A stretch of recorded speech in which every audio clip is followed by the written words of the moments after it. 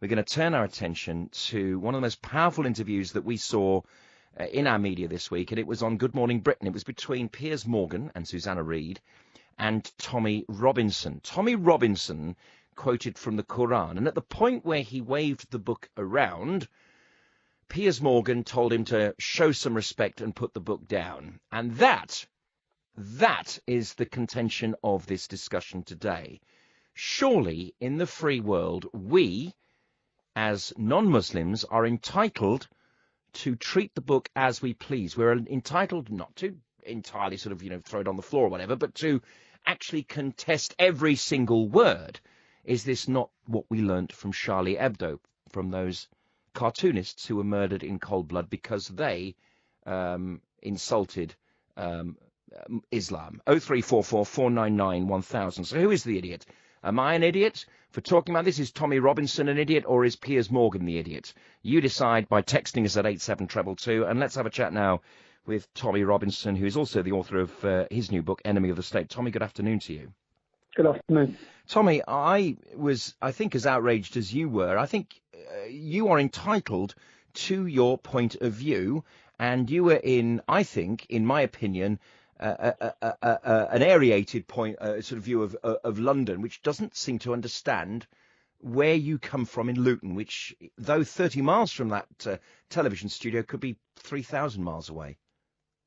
Yeah, and what I found was how scared Piers got, how scared he got because I picked up the Quran, how scared everyone in the studio got because I picked up the Quran. Now, that is what I say is Islamophobia. They are fearful, and they're fearful of a reaction. And I can bet my money that he had coming through his earpiece, get him to put it down, pull him, just because I'm picking up a book and asking questions. And I wasn't disrespecting it. I was just picking it up, and I was quoting Sir William Gladstone. We have statues of him in our capital city. I was quoting Winston Churchill, previous world leaders who have recognised Islam and recognised what it was about. And Sir William Gladstone held the Quran above his head in Parliament, and he said, there will never be peace on this earth so long as we have this book. This book is a violent and cursed book. And that wasn't Tommy Robinson saying that. That was me quoting William Gladstone. And that's when the panic come in from them. He said, show the book some respect. And Tommy, a couple of weeks ago, I had the Ahmadiyyan Muslims in here, who are a peaceful sect of Muslims. And one of the reasons I had them in was that I was not getting any satisfactory answers from inside the Muslim community to talk about their appalling reaction to the murderers. And they started by saying that Islam is an idea and that the people who perpetrated that murder in London Bridge and Borough Market were not Muslims by definition. I insisted that they were. They had Muslim names. We developed a conversation. Would you not accept, Tommy, that actually the Quran isn't always necessarily regarded as an evil book because it is being interpreted by different sects of Islam? In other words, the Ahmadiyyans do not interpret it in that warmongering way, and that actually there is a civil war going on inside Islam. The Ahmadiyyans are not recognised. They are peaceful. They are a peaceful sect, but they're not recognised by the rest of the Muslim world. They're seen as apostates. It's punishable by death. They're targeted in Pakistan. They're not allowed to go to Mecca. So in the worldview, they don't see Muhammad as the last prophet. So when it comes down to interpretation, there's only certain ways to interpret certain structures, especially when you look at the life of Muhammad. I always bring it back to Muhammad. As well as the Quran, it's Muhammad. Well, when you go through the life of Muhammad, what Muhammad did, you can only interpret he beheaded 600 people. He married a 6-year-old girl, had sex with her when she was 9. He raped, he pillaged. He tortured a man called Kanana. He tortured him and burned his chest for his gold and robbed him. Now, there's only certain ways you can interpret that. That's factual. That's what happened. That's not me saying it. That's Islamic scripture. That's Islamic scripture. I'm just pointing it out. So to say Islam is a religion of peace it's a facade. It's not. It never has been. Muhammad was not a peaceful man. He was a warmonger. He was a very violent man and a very immoral man. And that's just me putting the facts out about Islam. That's what some people get so offended by. Just as the Ahmadiyyans are entitled to their worldview, you are entitled to your worldview on this particular radio show. And that's the one thing that I always say. We should have free speech. What I want to say to you, Tommy, is you're from Luton. I'm originally from Birmingham. We have a similar demographic in our cities. that we come from. We will have to live forever in perpetuity in this sceptred isle. How are we going to do that if we're this far apart? Well, I know, and the problem's getting worse. That's what I get so worried about. The demographical change, the growth forecast for the say for example, I'll talk about Luton again. The Pakistani and the Bangladeshi communities will increase by 70 to 77% by 2030. That's government projected growth forecast. Our communities will increase by 1.3 or 1.4% in that same period. Now, that wouldn't be a problem if we didn't see the huge problems that are in those communities. Massive problems. And that doesn't leave me, as a father of three, living in the town, with any hope. Right. So the question is, Tommy, okay, so for you as a white minority in Luton, does that mean that you're going to live in a rural area of the country or in a smaller town? What does this mean to white British people who feel like you? And perhaps also, while we're on the subject, to other smaller minorities, for example, Sikhs and Jews. Are we going to see that all cities are effectively Islam, and that all villages might just be, if you like, old white British and other ethnic minorities? Well, that is how it's going. If you go around the outskirts of Luton now, you've got little English enclaves formed. The villages have all had the double and treble and quadruple in sizes, all the way around the outskirts of Luton. And when you go to those villages, for example, you go there on Boxing Day, they will celebrate. They'll have Morris dances. They will really celebrate their culture and their identity, which they haven't been able to in Luton. And it's literally Little Luton. That's where everyone calls the places. It's Little Luton. It's where all the people from Luton have gone to. And out of my generation, out of all of my friends, there's none left in Luton. There's none left. None. And that doesn't come from. And when you go through, once you're having children, there is a hostility towards us. A hostility towards us. I had it when we were growing up at school. So the next generation, it gets worse and worse and worse. So the people are running, and it's not. And when they call it white flight, it's not white flight. It's white and black flight. Everyone's running. Everyone's running, and then major cities to be dominated by Islam. Okay, so we have demographic flight, we have a movement of people, and we have an immigration issue which won't go away. Our successive governments, both here and in Europe, insist that we should have a weight of refugees, which is changing the character of our cities and towns. Tommy, apart from you taking your own personal action for your family, what should government do? What should the media do? Where is the narrative going wrong? Why is there such a disconnect between people in the street and, shall we say, the establishments of politics and media? And it's because they don't live with it. They don't live with it and they don't understand it. And it's not their problem. Because it's like, for example, again, I'll bring it back to Luton. I went to a meeting years ago when I was called in by Luton Borough Council at the start of the English Defence League. And they called us in for a meeting. They had a baroness. They had about 8 people sat in this meeting. They videoed it. And they said, tell us what your problem is. Tell us what's wrong. So I just went through. There was 8 people, 1 Muslim in the room. And I said, where are you from? Where do you live? To the first person. She didn't live in Luton. She lived in the village. Where do you live? Lived in Hitchin. Where do you live? Where do you live? Where do you live? What's your background? What's your background? What's your education? University, middle class? And I got to the Muslim. I said, you're from Berry Park, aren't you? You're from Luton. He said, yeah. I said, he's the only one who represents his community. I said, you 7 do not represent us and you don't understand us. And you're here making decisions for us. That's the problem. That for me, that's the problem. So you don't even understand. You haven't been brought up in Luton. You don't know how what makes the town work. You don't know the problems it has, and yet you're here making the decisions. And what we should have been doing for years is I think America doing so much better is encouraging every single minority in this country to be part of it, to feel British, to feel English, to celebrate that. But we don't. We've allowed every community to section itself away. We've actually encouraged that. And sometimes it hasn't even been their fault. It's actually been our government's fault. I have American family, Tommy, right, and we were all dispersed around the world after the Second World War. I think you know what I mean.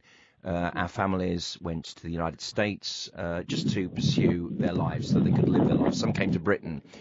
In America, there is this idea of Ellis Island. Bring us your poor and your destitute. The Statue of Liberty is that inspiration. Here in Britain, we have Victoria Coach Station. There isn't a narrative, is there? There isn't a British narrative. But Tommy, could there ever be one? What are British values? That's the question. And, you know, if we don't have recognised British values, which are backed up with a sort of religion, if you like, for example, Christianity, are we not actually, in the end, going to be defeated? Yeah, I'd say, and again, I'll just bring it back to Luton again. I'll bring it back to the young English kids in Luton. They're walking around with their heads down. They're walking around with their heads down because they don't know who they are. They don't know their identity. Every other culture in our town, we have St. Lucian Day is hugely celebrated. St. Patrick's Day is a 3-day festival. Everyone's identity is celebrated, apart from English identity. You know, it's not celebrated. All the schools sent out, this is going back years again, all the schools sent out letters to the children, and if you bring in the emblem of St. George on St. George's Day, you'll be sent home from school. Now, the message that sends out is that we should be ashamed of who we are, ashamed of our culture. And until we instill pride back in working class communities and pride in who they are, pride in their history, pride in their culture, then you're never going to beat it, because that's why so many people now are converted, because we haven't got a sense of community. We did have, but it's been destroyed. Our community, I watched the estate in Farley Hill, which was a real close-knit community, has just been destroyed. And that's what now I see those same community spirits are building, but on the outskirts of towns like Luton, on the outskirts. And it's like in America, everyone feels American. Everyone's embraced being American. And I'll say that even for Muslims. And over here, they haven't. You get a third-generation Pakistani, heritage Pakistani, and it will still say Pakistani. Tommy, I'm reading a book at the moment by a guy called Douglas Murray, who, by the way, had to have an apology from the BBC because an Islamic human rights organisation called him a hate preacher, which is a terrible, terrible slur. The BBC acknowledged that, and they apologised in a news bulletin at the same time as the broadcast the following week.